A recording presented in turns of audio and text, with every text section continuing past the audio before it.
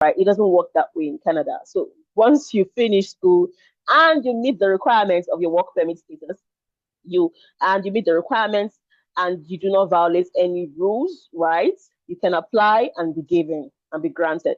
So even if your school is eligible for PGWP and let's say you are violating some rules, in Canada, let's say you're overworking your normal working hours or you don't take the requirements that IRC has put out, I don't chances of you getting even the post PGWP might not even be there for you. So you have to be careful and you have to stay updated with the required information. So going back to IBU, what we have for our programs, they're all eligible. So you don't have to be concerned if the program is we've been able to get that eligibility status for all our programs. Okay. Now we'll come to the fifth reason. We'll talk about community, and when we talk about community, we are actually uh, relating to the group of means that I come to class and I can see people from Africa, I can see people from Asia, I can see people from Latin America, I can meet friends from Australia, Europe, that diversity, right? And it gives you a sense of community, a sense of belonging, right? You don't want to come to a place and you don't see people from other places, right? It's going to be boring for you as a student. So at IBU, we have, great, we have a record of represented on our campus, the population of their backgrounds. So currently we are at over 49, over 40, 45 plus, yeah, currently, as at the data from the last intake that was received. So you're coming to a place where you meet people from different countries. So imagine you meet people from over 49 countries, 49 different countries, right? That's a plus one for you, right? Okay, so I'll move up to other reasons why you should study at IBU. I will talk about the location, and this is one of the prime reasons for you as an international student to want to choose a place, right? I think for any student that is coming somewhere, the first question you ask yourself is, where do I want to study? You say you take Canada, then where in Canada do I want to study? That should be the next question you should be asking yourself before we go down to which school do you want to study at. Yeah. So when you talk about location, then I want to tell you something about Toronto, right? Toronto is one place that will present, maximum opportunities for you as an international student. Okay, it will present a lot of opportunities for employment, for networking, right, for growth. And some students do not want to come and be employed. Some want to be self-employed. I want to also let you know that Toronto is a place that will give you that platform, that opportunity to even grow yours in Toronto because the city has also developed, it has emerged to become a global business hub, right? You see a lot of multinationals and a lot of private business owners setting up a lot of startup companies, so many startup companies in Toronto, in the private sector, you see. So it's an opportunity for you to get that inspiration to even run your own business. I mean, you can get that network, you can get people who want to partner with you, you can meet others, young CEOs like yourself. And of course, IB is right there to support you if that's your dream. So we encourage entrepreneurship at IBU. We encourage innovation, and then we also encourage that you stay, at you stay with programs who will put you in the right employment positions, right? So we are forward thinking in terms of how we design our curriculum and all that. The location, I would say, is strategic because we can't talk about business without being in a place where business is actually happening, right? So that's why you see our campus is centered in Toronto in the downtown part to give the students that vibrancy, to give the students that experience, to give the students that corporate Canadian culture.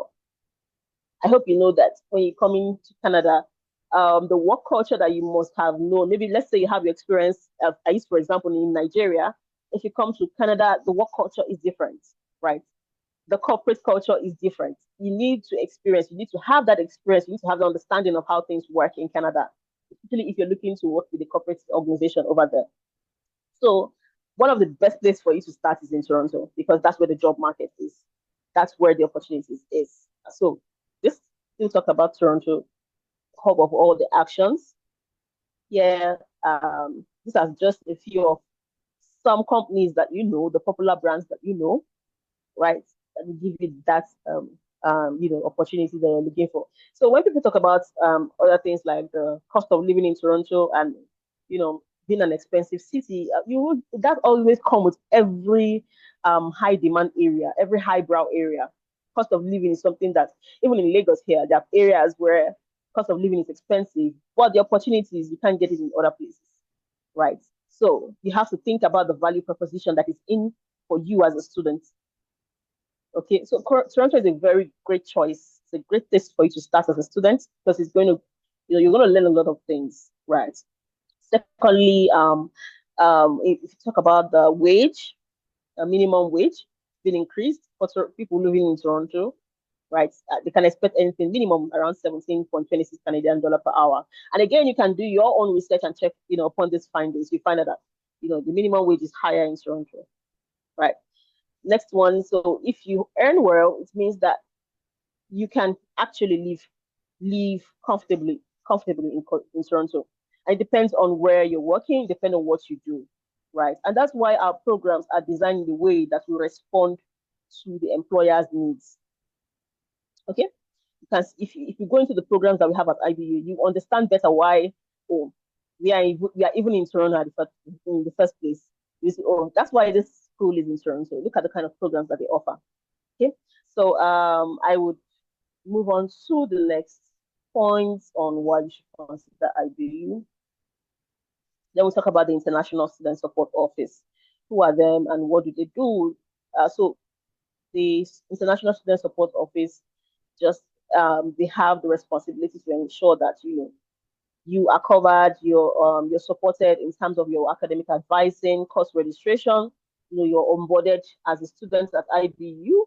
Your courses are registered.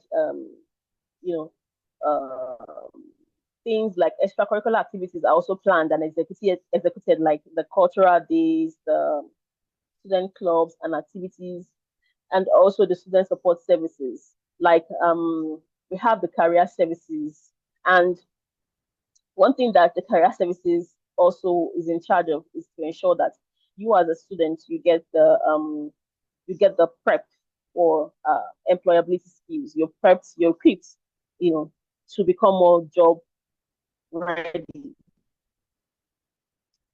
right? So things that has to do like CV review and writing, cover letter writing, scheduling of mock interviews for you, and also planning and conducting sections like we have one called the 24 speaker series where we invite industry leaders to have sections with the students on entrepreneurship and things like that. So there's a whole lot of things that is happening on campus, so many activities that I cannot exhaust in this section. But one thing is that right. And then, oh yeah, this is a pictorial representation. Just to back up what I'm saying about the engagements we have, the events we have, the things we do from time to time, right? So this will give you an idea. And again, you can see from this picture, what does it tell you? This is a place with a vibrant student community. You can see diversity, you can see colors, you can see so many countries represented, and you can see that this is a place of fun and learning, right? Okay, I move up to the IBU iSent help desk, right? So the IBU iSent help desk. So this team of professionals, they are in charge of onboarding, like for arrivals, and usually we understand that when you're coming into the country, there can be some hassle and all that, right? And it's good to know that when you come into the country, there's somewhere you can walk to. There's an information desk you can walk to and ask about the institution, and then also get support for shuttle services, accommodations, hotels, currency exchange, banking services, baggage claim, and the rest, right? So usually that's what they do, right? But I would also encourage you that if you are going for any intake and you have your virtual sections, We usually have pre-departure sections before any intake starts. So ensure to provide you with more details on, like for example, the welcome decks where you can see where you can meet them, right? And what days, what time, things like that. So you are also aligned. You can align your travel days to that. So it's very important for you to be, very, very active about things like events that the school has, like pre-departure, open house events, and all that. So usually, when you indicate an interest to study at IBU, any event that the school is going to run for students, you will get an email. The problem is that most of us sometimes might just forget. So I would say today that if you get those kind of emails, ensure that you are attending, right? Very important so that you can get the updates. All right, so we are now entering into the program phase. We want to understand what programs do we have at IBU. I will start with the category for undergraduates, and that's the Bachelor of Commerce programs. Before I move to the MBA programs, right? We do not have diploma or certificate standalone programs, right? So our programs are full-fledged bachelor's program or full-fledged master's program. Start with the bachelor's program. This program can be completed under 3 years. And yes, our fantastic programs that we have here. So we have 4 programs, 4 majors that a student can select from. And the Bachelor of Commerce program, you can see the specializations under that. It means that even though you're going to be conferred the Bachelor of Commerce degree, you are having that degree with a focused specialization. What does it do? It builds the skill for you in that specialization, right? Let's say, for example, you're going for the Bachelor of Commerce in Business Management. You already know that you want to gain the knowledge and the skills that you need to, solve or manage and improve business plans and processes, policies, things like that.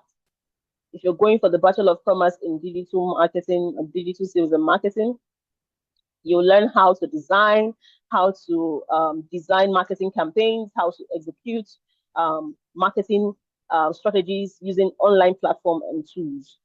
You're going for the Bachelor of Commerce in International Management and Technology. You already know that you want to understand how you can use technology to solve business problems and create value, right? If you decide also that you want to go to the Bachelor of Commerce in Information Technology Management, you expect your learning outcome should be that you will learn how and maintain IT solutions that align with organization goals and needs, right? So these are just a brief review on the bachelor's program. Moving up.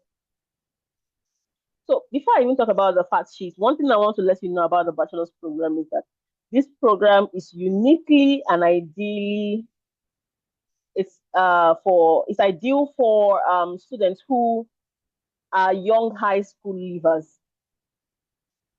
So if you are a mature student, let's say you already have a bachelor's degree, it's not advisable for you to apply to this bachelor's program.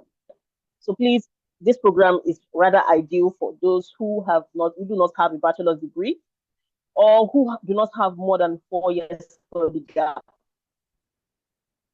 Right. So that means your gap year should not be more than 4 years from your high school.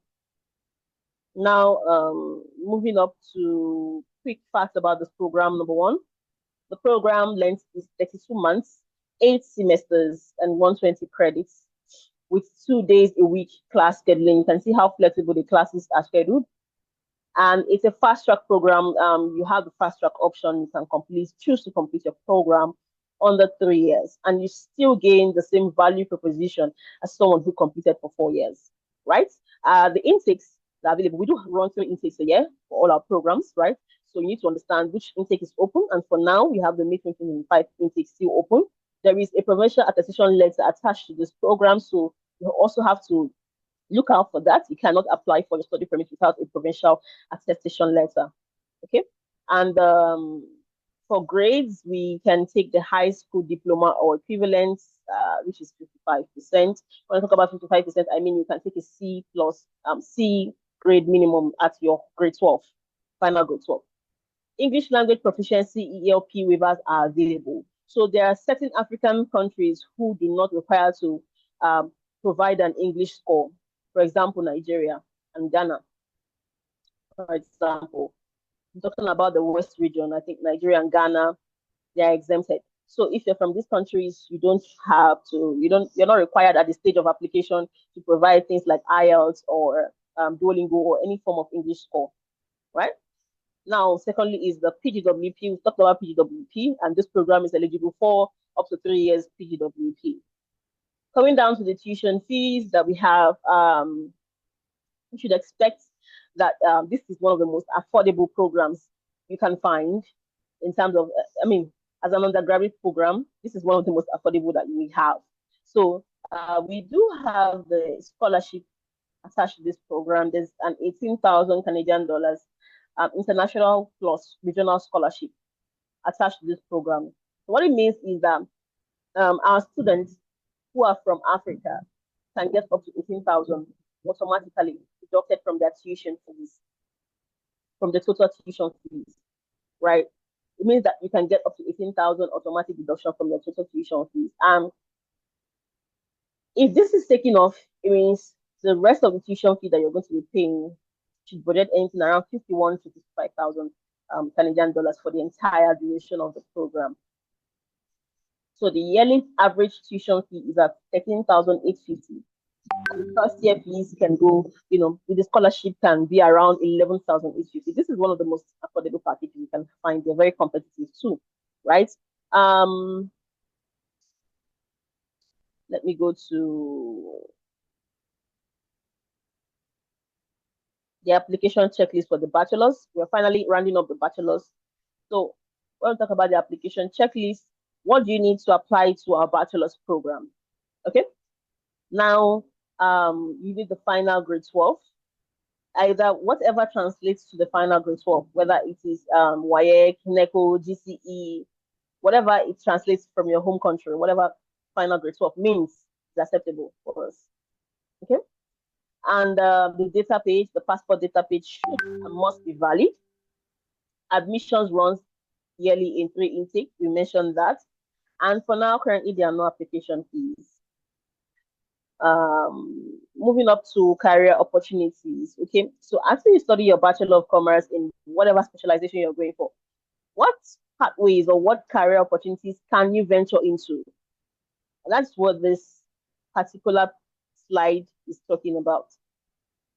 It's providing insights on what or job roles that you can take up after you have completed. And this is not exhausted. This list has not been exhausted. This is just a few of them. Okay. So this tells you that if you look at these roles, whatever roles you want to take, for instance, let me take, for instance, the marketing analyst. You find out that these are some of the in-demand job roles currently we have. If you go on popular job boards like Indeed or whatever job board that you're familiar with, and you just put in this role, marketing analyst, and you put in location, let's say Toronto, you're going to see a lot of results to give you an idea on how very much in demand this program is and the earning capacity of this program. So you find out that, you are in a better place. So we are forward thinking. We're working with things that respond to employers' needs, programs that respond to employers' needs, programs that are industry focused.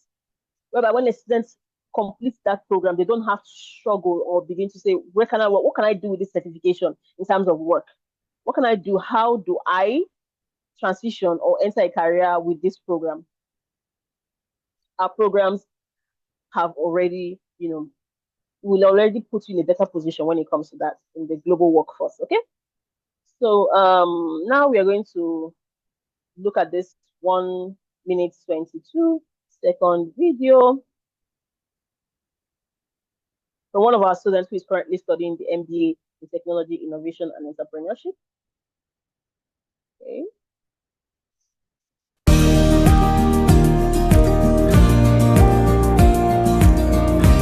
I'm from Nigeria and I have a background in agriculture. My work experiences has been in diverse capacities, which is sales, marketing, new product development, project management. I chose IBU because of its infusion and its integration in innovation and technology. I was actually looking for a university that can give me these skills, and IBU is just meets my perfect description of the kind of school that I wanted. So I chose IBU because of its hands-on trainings and its experienced professors.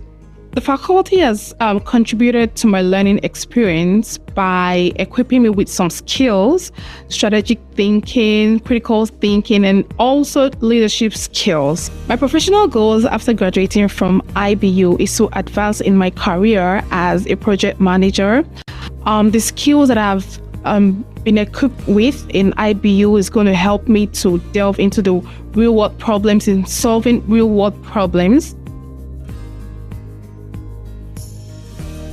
Okay. Thank you so much for, yeah, thank you for, all right, thank you for staying tuned. So that was from one of our students who is currently studying the MBA specialization in technology, innovation, and entrepreneurship. And if you listen to that, you will find out that I think she said she was from another background, you know, she's into product management and things like that. Now we're welcoming you into the next section, which is the MBA program. We'll talk about the MBA program that we have. First thing you need to know is our program can be completed in 6 months. There is a capstone project available. And capstone project is, project work that you do, where you like real world business. You have to find out how you can solve real world business problems, either for or an existing business. You have to create that, and you have to look for a business problem and find ways to solve it based on what you've learned so far. So the capstone project is also recognized, right? Even employers would, acknowledge that it's on your CV. That's, it's well recognized, right? Anyone who is into a business school will understand what capstone project means. We have that just not only in our MBA, but also in our bachelor's degree, okay? Now we talk about the specializations. So MBA program comes with 4 different specializations and 1 general stream. But I usually talk about the specializations because of the focus career pathways that it offers. So the first specialization is the technology, innovation, and entrepreneurship. The next is the specialization in global business management or global management. The third one is the specialization in financial and management analytics. And the fourth one is the specialization in information systems management. Okay. Yeah. All right. So we'll move to the next slide. And here we'll talk about the career opportunities for you as an MBA student, right? So just like we mentioned at the bachelor's level, look at the same here in MBA. What career opportunities are available to you or are open to you when you take up any of our specialized MBA programs?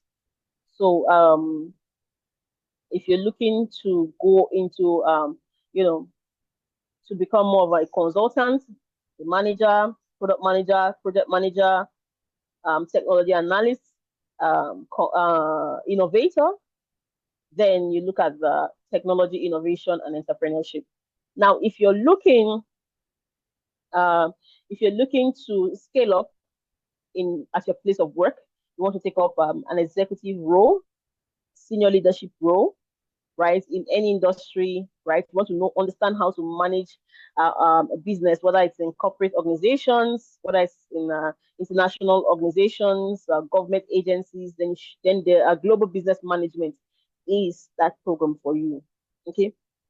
Then if you're looking at going into the data world, you want to also move into the management consulting, financial consulting, you want to go into data analysis, financial analyst, data scientist. This is rather data driven.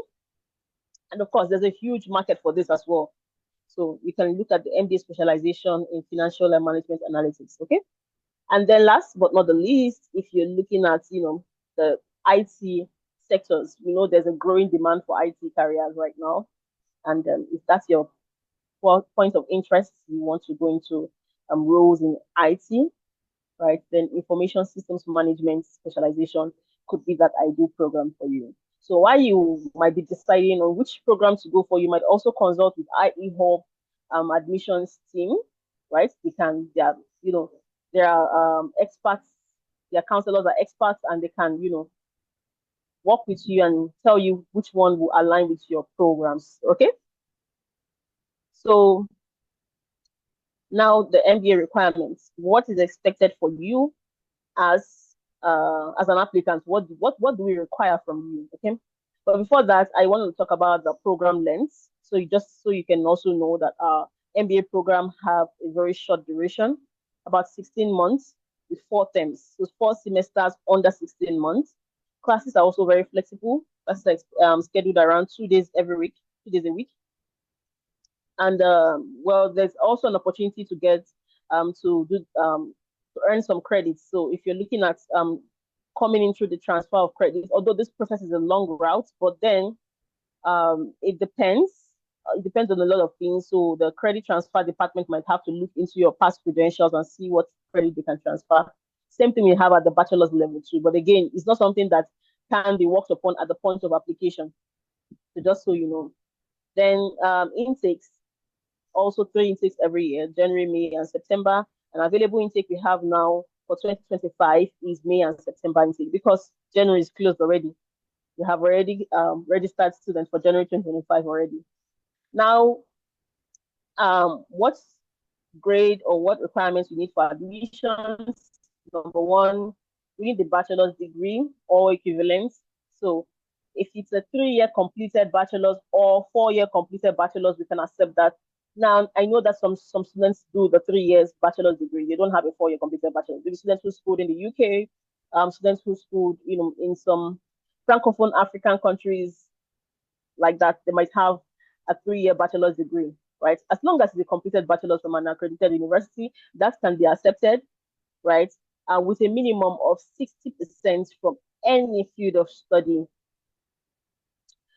So if you have a minimum of 60%, that translates to a second class lower, plus you have work experience, which is more than 3 years. We can consider you for an MBA program, because your work experience would actually level up for some requirements for you.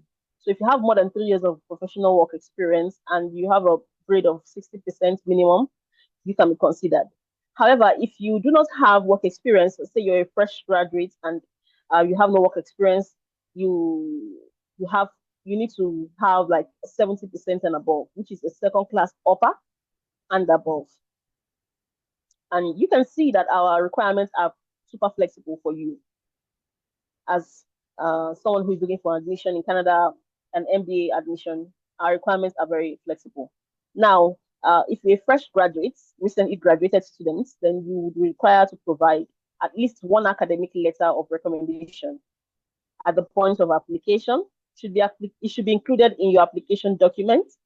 While if you're a professional, you're currently employed, you should provide a work experience letter from where you are currently working or your previous place of work. But if you are an entrepreneurship, let's say you're self-employed, okay, we might not ask, we do not require you to provide any work, professional work experience. You're self-employed. So the document that should replace that should be your the copy of your business registration certificate, right? That should suffice for your work experience. Now, moving on to tuition. How much do you need to budget for our MBA program? And we do have one of the most affordable MBA you can think of in Ontario. So our first year MBA fees are 17,850 for students who are going for the May 2025 intakes. Their first year tuition fee is at 17,850. Total tuition is at 35,700. But we have revised our fees, and there will be a slight increase. So for those who will be going for the next intake, which is September 2025 and onwards, the tuition fees are slightly increased to about 18,650 Canadian dollars. Okay, so I'm not saying this now that everyone should just rush to me, because I know some people will say, oh, it's lower in May, so let me just go to May. Well, you can still, because seats are still open for May, so you can still take the May intake, and of course take advantage of the old fees, right? We require you to pay your tuition fees semester by semester, right? Not necessarily the complete 1 year. What we require you to secure your seat is your full first semester deposit, and semester deposit is 50% of 1 year. So if you're having 17,850, that means your semester deposit is just 8,925 Canadian dollars. That's your full first semester deposit, and that's your full first semester fee, right? And if your tuition fees is at 18,650, that means your full first semester fees is at 9,325 Canadian dollars. Okay, so just to know, you pay fees semester by semester. If you have 4 terms, that means you're paying your tuition fees 4 times, 4 semesters, right? And then when you're on campus already, of course, there's room for installmental payment, because I know some students will be like, oh, and their second or third semesters, they cannot complete the semester fees at once, right? There's room. I think there's up to 3 installments for you to pay the semester fees. So it's flexible. But at the point where you have to, apply for study permits, you need to complete the full semester fees before you even leave the country, or before you apply for visa. So now I think I've been able to explain about finance. Then we'll move on to what you need to apply to the MBA program in terms of application checklist. Now, why we have this, sometimes some additional documents might be requested. It depends on the student peculiarity, right? And anything that you need that should be added to your application, then the team at IE Hub Limited will ensure that they reach out to you for those documentation. But it's very important that you have your documents right and complete. Please and please, if they're asking you to get a document, get it. If you don't understand what the document is, ask the questions, because it will cut down on your waiting time for admission, offer letters, and stuff like that. At IB, you have a very fast turnaround time. But if we don't have all the complete documentation, it will slow down the process. And at the end of the day, you might not even meet up with the intake anymore. So first thing you need to understand is that you have your academic documents, like the certificates, like the transcripts. If you have, and I'm saying this because a lot of students might have this. Let's say you have a bachelor's degree and you have a master's degree, and you have noted that in your CV that you have a bachelor's qualification and a master's qualification or PGD qualification. Please know that you might be asked to present even the academic documents for your PGD or your master's certification, including your bachelor's degree that you have. So you have to be very, very, I would say, understand the requirements very well. Whatever qualification you are providing that you have, ensure that you have the academic document to back it up. Don't just come and say you have bachelor's and master's, and you don't have the master's certificate and transcript. You're saying that my school has not given me my transcripts. But why did you say you have the master's qualification? So I'm just saying this because sometimes this can slow down your process. And when the counselor is telling you this, you might be like, oh, no, it's not like that. This is how it happens. Make sure that these documents are, available at the time of application. Whatever qualification you're stating that you have, I mean educational qualification, I don't mean short-term courses. I mean educational qualifications. Whatever qualification that you state that you have, make sure that the academic documents are there to back it up. So next is your CV. You need your CV to be updated and concise. And as professionals, please ensure that the work experience on your CV is well these dates to end dates. You can also make use of great CV tools that can help you to stand a better chance. That can give you a more professional look to your CV, right? So there are a lot of thousands of tools online. Thank God for the digital space. You can adopt any of them to give your CV a very great professional look. Then the work experience letters for professionals, those who are working.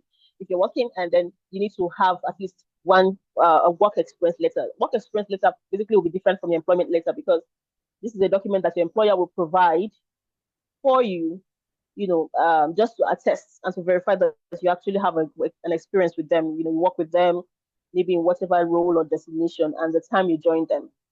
So you can get that from your employer or signed by a HR or line manager, as the case may be. Just make sure it's on their company letterhead documents, okay? Then if you are an entrepreneur, I already mentioned you don't need to provide a work experience or employment letter. That's if you have a registered business that you're doing. You take the advantage and submit in place of that. You give us the copy of your business registration certificate, okay?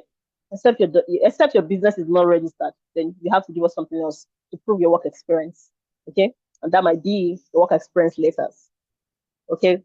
There are a lot of things we can use, but when if you have any issues at that point, you can always speak to the counselors at IE Hub Consult. They are there to support you. Now your passport data page should be valid, shouldn't be expired. Then for students who have more than 10 years study gap or have a previous master's degree, we would require the statement of purpose from them. They are the only category of people that would be required to write a statement of purpose. The rest do not need it. And the reason why we need it is just to justify their study gap. So if you have a previous master's and IBU master's is your second application you're going for, it's fine, we welcome you, but you have to justify that with a statement of purpose. Okay? If you have more than 10 years study gap, you have to justify that. And if for people who have more than 10 years study gap, I would encourage you to also, aside the statement of purpose, I would encourage you to also ensure that you have a strong managerial experience. Okay, to show that you have some level of value you're bringing into the country. Now, I will move up a bit to housing. Right, we know a lot of housing crisis and all that, but for IBU students, we've been able to find some solutions around that through third-party housing providers. We have off-campus partners who are able to support our students with resident facilities, and it depends on what you want to go for. But most of the facilities that they provide will come with the furnished. It will come premium furnished, right? And it will come with the complete utilities like a Wi-Fi, gym, and pool. The 24/7 support services, right? So most of the times the students is just expected to just come and be comfortable, right? And the rental rate is also, if you look at what they charge for rental rates, it's even very affordable. If you look at cost of living in Toronto, I think what the partners are charging are very, very affordable. So you can budget anything around 750 to 950 if you're choosing the bed option, per bed option. But if you're going for other higher options like studio apartments, 1 bedroom, 2 bedroom, understand that the cost may be different, right? We do have an inquiry form that you can scan so you can make reservations and you can tell us what housing option you want to go for. Then the third-party housing providers, either First Stay, Harrington House, Dream House, these guys are going to contact you. And depending on what you select, they can take your reservation, okay, from 1 month reservation to a semester to up to a year. So depending, right? But it's always important that you make these reservations upfront. So then we have other partners in health, for health insurance for our students who want to register for health insurance on campus. There are lots of options for them to go for. We have partnerships with some external providers, as we have for housing as well. Lastly, under some updates that you should know as a student who wants to study in Canada, there's some fine-tuned updates to some things on PGWP, SOWP, PAL, and working hours. So for PGWP, master's and bachelor's program, they have that eligibility. And again, now I'm not a regulated Canadian consultant, so I only will provide this information based on what is out there and what is on the website. And it is also for you to do your due diligence and check out this information. Make sure that you stay updated, because from time to time, some of this information changes, right? We've seen a lot of changes in the Canadian policy so far. So don't just say, oh, I heard this at webinar and that's it. And 3 months, you've not, maybe that information has changed. You're still holding on to what you heard 3 months ago. So stay on top of information. That's what I would say. Right? Or you can consult with, IE Hub also have a very great team who can advise you on a lot of things. So we talk about PGWP, our programs and our MBA specializations, as they have the PGWP status, but you need to meet the requirements. Your work permit requirements will be granted a PGWP. We talked about that at the early stage of this section. Next is SOWP, and SOWP stands for your spousal open work permit. So if you are a student, you're married, you want to come, you want your family to join you, you want your wife, or your husband, whoever is your spouse, to join you, there is an opportunity for you if you come into Canada with the spousal open work permit. But please note that this is only exclusive to master students for academic sake right now. It's master students usually that are able to file for this. So our MBA program are also eligible for SOWP, which is a plus for you who is an MBA student and who wants to move with your family. Now, we'll talk about the PAL, the Provincial Attestation Letters. Previously, the master's program did not fall into this category, was not affected, but we saw some changes around in the late months of 2024, and in January 22nd, 2025, it became effective. So you want to file for your visas, that's a study permit, you need to include a provincial attestation letter. That means the province is attesting for you. This will be provided from your university. Please, you don't need to take any action. Okay, you don't need to do anything. You don't need to make any special requests. IBU will, reach out to you, and also your agency, IE Hub Limited, will also be in. They will also get the information for you. Once the PAL is available, the school will reach out to you and tell you, hey, this is available. Maybe there's an interview for you to do. They're going to book that with you. Okay, so just get your mind prepared. PAL is already effective right now for both masters and bachelors. And then for working hours, right? Our working hours have been increased from 20, I think in Canada generally, from 4, it was increased from 20 hours per week to 24 hours per week, which is a plus for you. Yes, it means there are more opportunities around that. Please always make sure that you are following the guidelines, you're following the updated information with regards to working hours, and you do not violate them. Because if you violate working hours, it will affect you when you want to move up to other stages in Canada, when you want to change your status and things like that. So I hope that this has also been very, very insightful. I'm open to take your questions and, whatever information or feedback that you have. Thank you very much. Thank you so much, Precious. That was a very detailed session that we just had. Please, I'm seeing some questions already, but if you have more questions, kindly drop them so that we can attend to them before the session is over. But the first question I have here for you, Precious, is what is PAL? I think I can answer that for you. So PAL is, she just mentioned it, that it is your provincial attestation letter. This just simply means that the province is, attesting for you. And this is required for a master's student going to study in Canada at the moment. And IBU has already started giving out their PAL. And if you want to study, or if you're in need of the PAL, it's not something you have to request for. We, as your agencies or as your counselors, will do that for you. We would request for it from the school on your behalf. So it's not something you have to pay for or request for from your end. Okay? Okay, just to add to what you're saying about the PAL, so we had, in terms of disbursement, last year we were able to disburse PAL for the bachelor's students who are going for 2024 intakes. And following the new rules that master students need to provide the PAL. Okay, so there's a lot of arrangements for you to get your PAL. I mean, those who have already applied, gotten offer, paid their deposits. We are making arrangements right now. Disbursement, but we are at the stage of, having all that finalized. So one thing is that if you are looking to study your master's, I don't think PAL should be your problem or should be an issue for you, because yes, university is already at the point where they are finalizing their disbursements for this 2025. We just got the information, and every university is making sure that they're having that together for their students. So what you need to do is just to focus on your application, ensure that you have all the requirements on ground. That should be your main number one focus. Ensure that your documents are complete, that your applications are complete. And then you put in an application. By now, we should not be looking at May 2025. By now, you should be looking to apply for September 2025 because visa processing timelines they vary.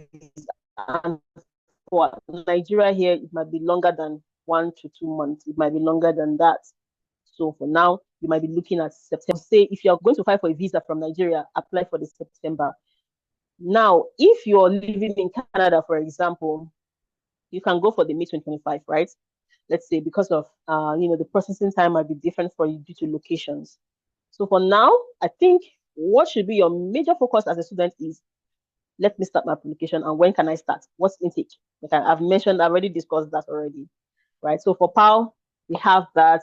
We are already working on all that, disbursing that. And yes, every student who is accepted and meets requirements should be able to get their PAL, except they do not meet requirements, of course. Thank you. All right, thank you, Precious, for that. So we have another question here.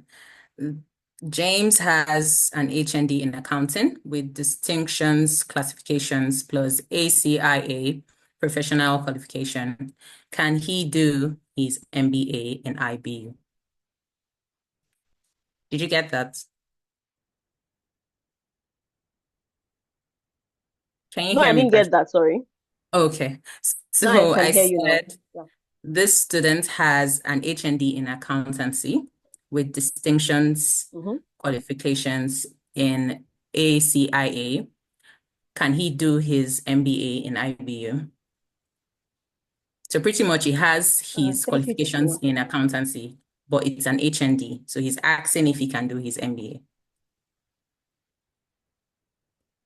So, well, why we require the bachelor's degree or equivalent.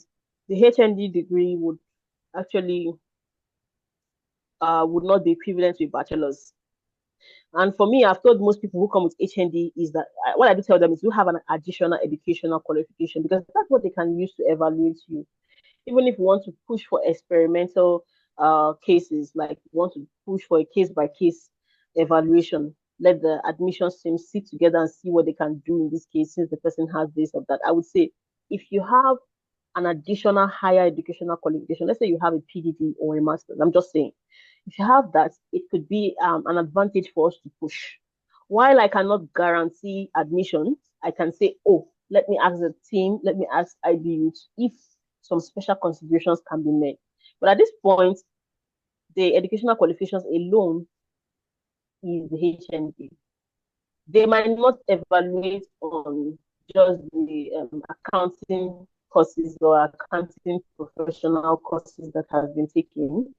Yes, we'll take that into account, but academic standard evaluation with the bachelor's degree. Okay. Now, if let's say, oh, let me just give it a shot. Why not? I can just ask my team to push to the school and let the school take the final decision on that application. But I've told you what works for our admissions team, okay? I hope I've been able to answer this question. Okay, thank you. Okay, so James, you can send in your documents and we will attend to it. Precious has sort of promised that she will be able to help us push it. So we look forward to having you on board. So we have another question here. Can a student doing masters in Canada start a business? So this question is, I'm understanding how to answer this question. I think there's more context to this question. Yes. So if we can give room to the person who asked the question, you can unmute and clarify because I want to understand how to answer this question.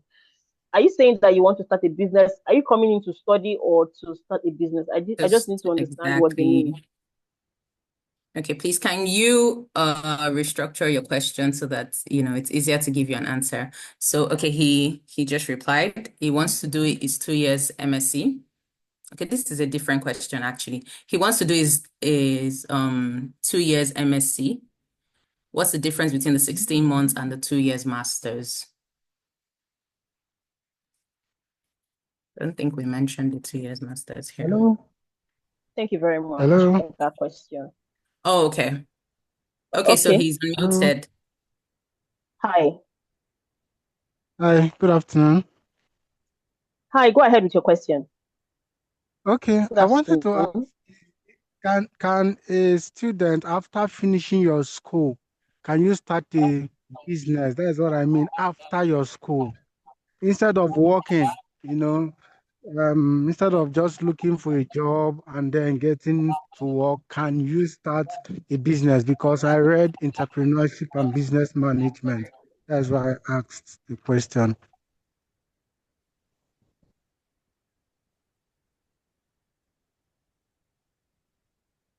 Did you Yes, get that? Ikechukwu Israel for that question. Um, just like what I mentioned earlier. Yes, I did get that. I got his question. So what he's asking is if he can, after schooling, he would prefer to be, to go into entrepreneurship and all that. But now why we do encourage entrepreneurship. There's another thing UP status for you to take up after graduation if you want to remain in Canada. You see? So when you take up that PGWP, there are different things that you need to understand. PGWP is post-graduation work permit. That's a status on its own after graduation. We do encourage entrepreneurship, but I would say that you need to work in line with how you can focus your post-graduation work permits with your business. Now, if, for example, your permanent residence, and again, if example, your permanent residence states that you need to have some certain minimum Canadian work experience, you need to work, right? Before you can be able to attain, because you're going to apply for PR at the end of the day, except you want to come back to Nigeria, right? So you need to meet some requirements on that angle. Why we do encourage entrepreneurship, because we have a lot of students that came to Canada and are doing their own businesses. You just need to know the right time that you can start your own business. Okay. So I'll just also open the floor to Madam Catherine. I know she wants to add one or two to what I have said. Thank you, Precious. Yes. So when it comes to business, there are rules to the game. In Nigeria, you can wake up to just start a business and not even register it. So there are processes you have to go through. So advisably as a student, if that is your long-term plan, we advise you to ensure that you apply for your postgraduate work permit first. Get it. Okay. Understand the business terrain in Canada, the licenses you need to apply for, you must get a license, you must register the business, you must do follow through the protocols. So last year, I don't know if you're in the news, you would have heard online about a group of people that were hunted down by the Canadian government because they started businesses, they were running businesses without due process. And now they are facing deportation back to Nigeria. Now you have to be careful. It's not like Nigeria where you can hide, run your business and nobody will come for you as long as you don't put in your business details somewhere here and there. But in Canada, you have to follow the due process if you don't want to have issues. So the first advisable plan is apply for your postgraduate work permit first. Get it. When you're done, when you're in that process, you're there, you can get a job to help yourself, and then understand your terrain properly. Understand the licenses you need to apply for, the registrations you need to go through, and all the anything you need in terms, if you need any further approval for, it depends on the kind of business you're doing. Food has their licensing, you need to get approval for. Different kinds of businesses need or have their own criteria for you to meet. Please, you need to understand that before you progress into owning your own business in Canada. That's just a simple advice. So just like you said, get your postgraduate work permit first. That's your first step after study. But yes, it's advisable you can get business, but do it the right way. Okay? All right. Georgina, you can go ahead. Thank you. Thank you, Ma. Okay, so we have another question here. This seems incomplete, but I think what the person is trying to say is he has an HND still related to what we had earlier. an HND in chemical engineering since 2012. So I think the person wants to know if he can get into IBU.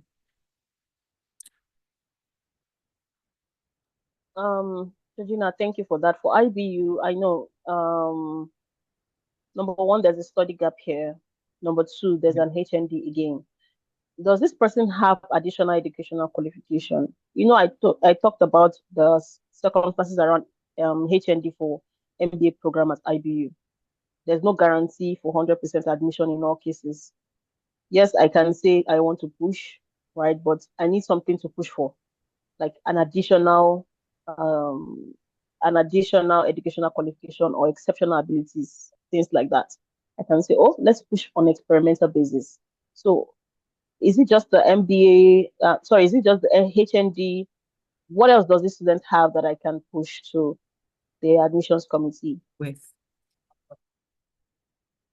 I think just to clarify for those, if you have postgraduate diploma or maybe an additional master's to your degree, then you may want to add that, and then she'll see what she can do.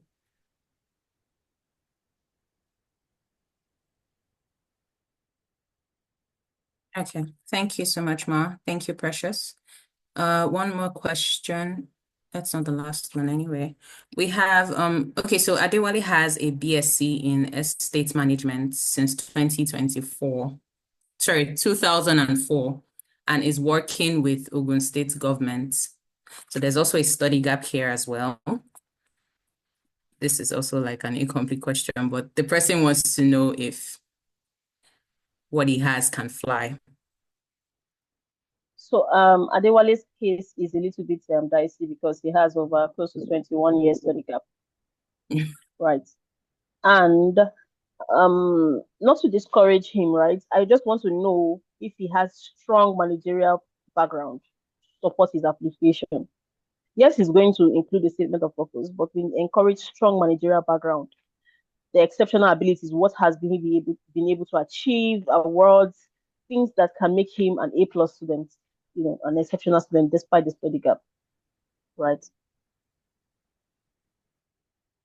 Okay, so just to reiterate what she just said, you need to have a very good work experience to back up what you already have, you know, with your credentials, because what you have at the moment might not be able to work out. So we have a question. If you recently started a business and want to start your master's in a related field, is there a work study program that relates individuals to similar industries that help further understand and grow?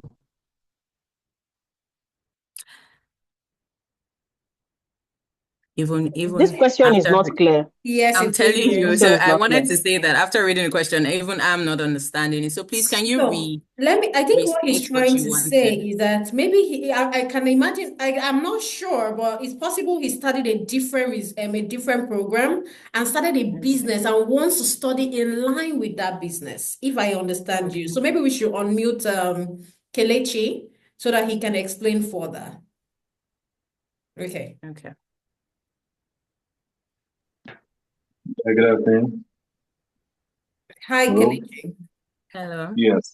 I just my question was quite simple. What I wanted to say, if you want to pick a program that is in line with what you just started working on or the business you created, is there like a work study program or relations program where not necessarily you looking to work to get money, but you looking to be put or really or also advise on particular companies that are close to your university where you can work there while furthering your program, or you're also gaining a certain level of experience and growth within that same industry. It's like learning and working at the same time while also doing your program. Is that possible? Do you have a work study program that does that relations, or do you have to go do your research yourself about places close to you?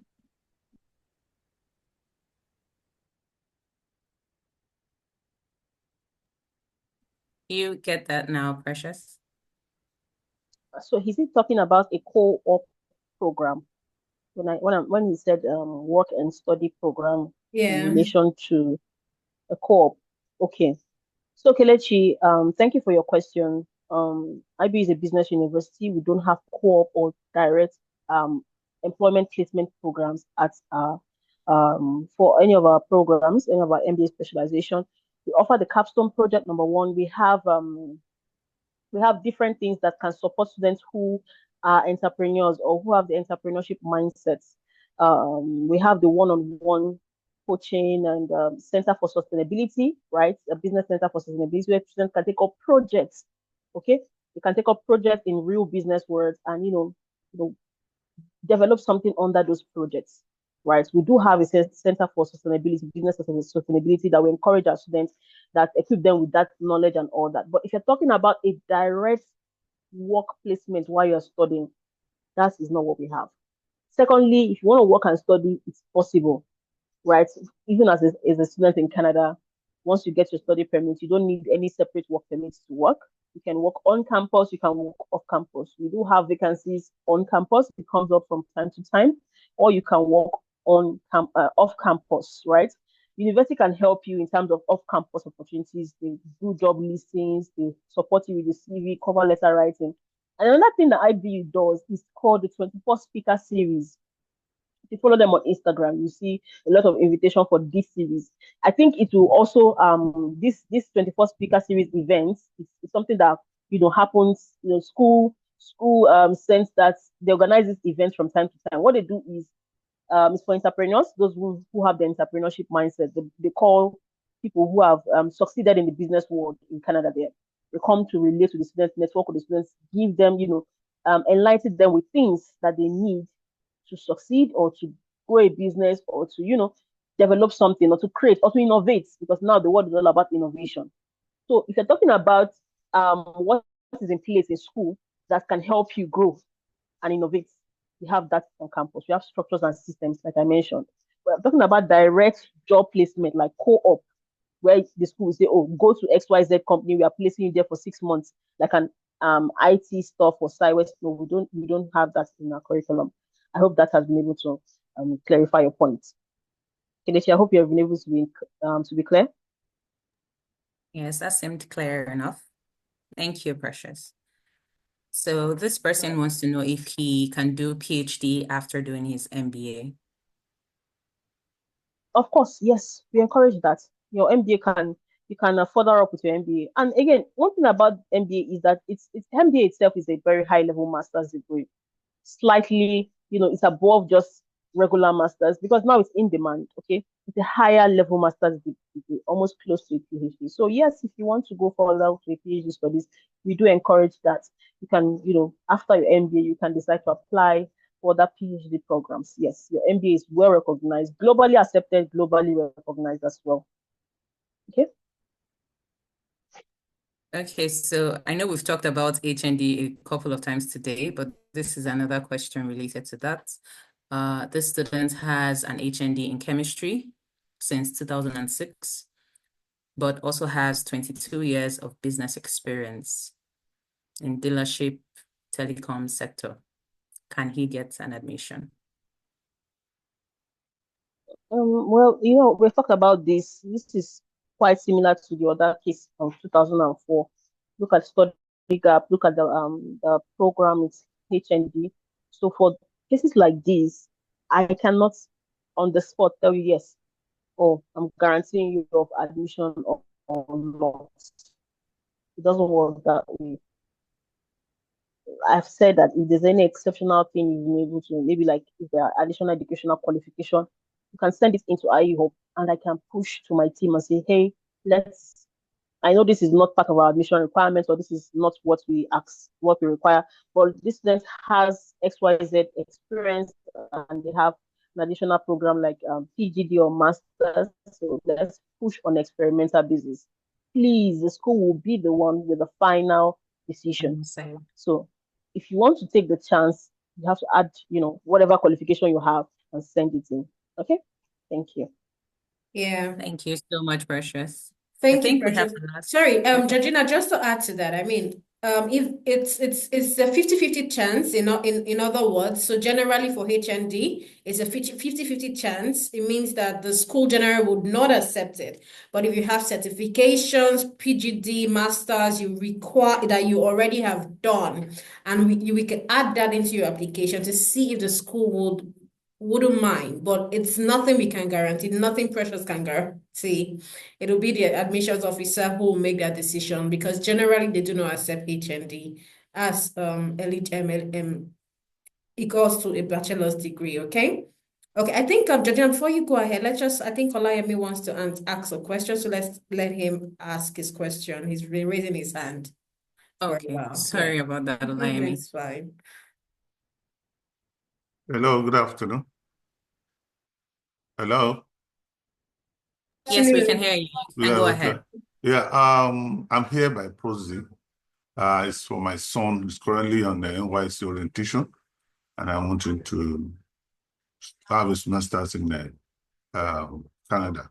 He had a BSc in economics, but he has been counseled to move towards IT now. So he's running some certification on data analysis. And I don't know whether you'll be qualified to study MSc and data analytics or financial analysis. I don't know. So though I gave him this link to connect, is far away in Ondo State, maybe he must be busy now. That's why I'm here on the process. I just want to find out if he can study business analysis on the postgrad. Thank you.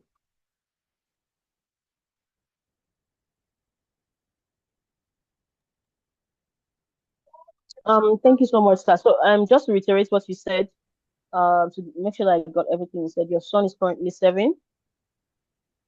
Yeah. And he has his bachelor's, right? Yes. It's just 20 years. All right. So all right, that's fantastic. Okay, so I would say that for our MBA program, we don't have a field of study requirements. So we welcome students from any background of study, even if what you studied might not be the particular specialization, right? For the MBA program, we have that exception for it. Your son is young and he has not ventured into any career pathway, so it's easy for him to even navigate, right? And if the MBA in financial and management analysis is what he wants to go for, then he can. But you need to also understand that he needs to have a minimum of a second class offer, because he has he's a fresh graduate, and we are not requesting for work experience. Although we need a CV, he can outline the extracurricular activities that he has done on the CV. But what we'll be looking for in terms of grade is at least a minimum of 2.1. Exactly. So I hope that this has been able to clarify your question.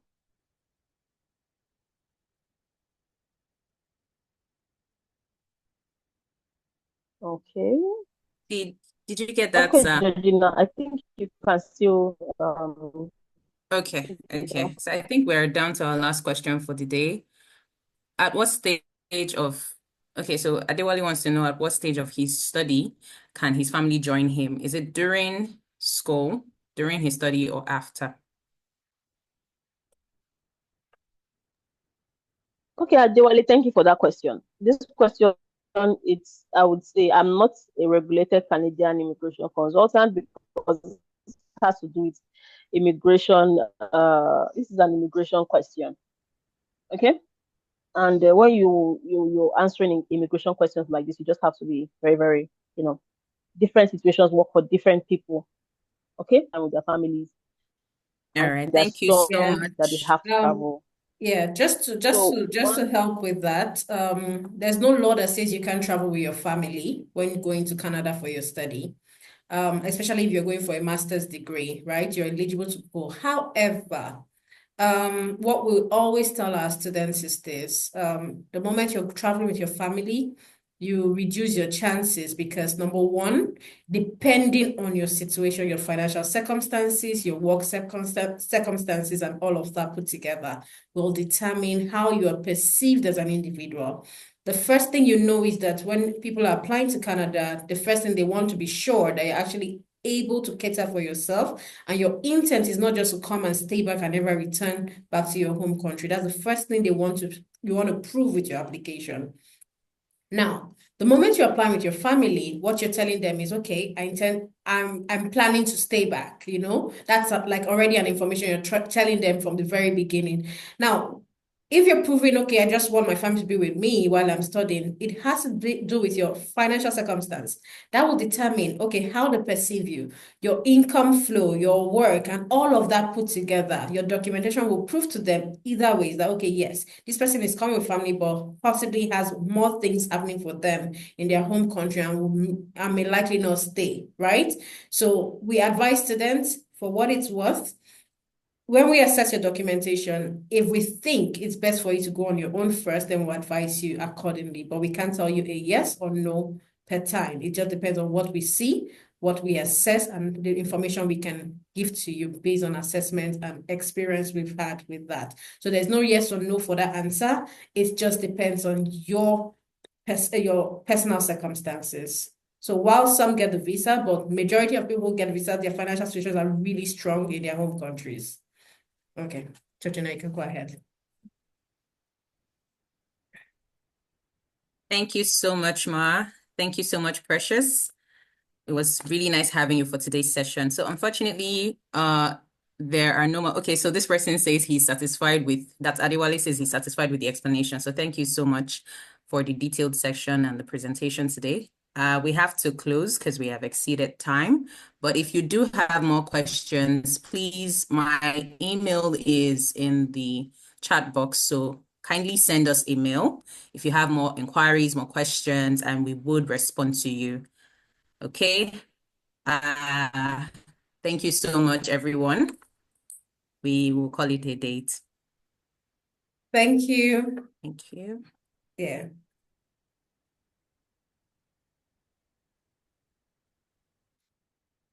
Precious, you were lost for a moment. Thank you so much for joining us today.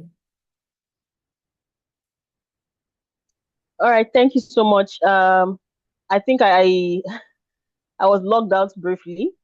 Okay, thank you everyone for joining. All right. Take care. Thank you, Precious. Bye. Thank you. Yeah, bye.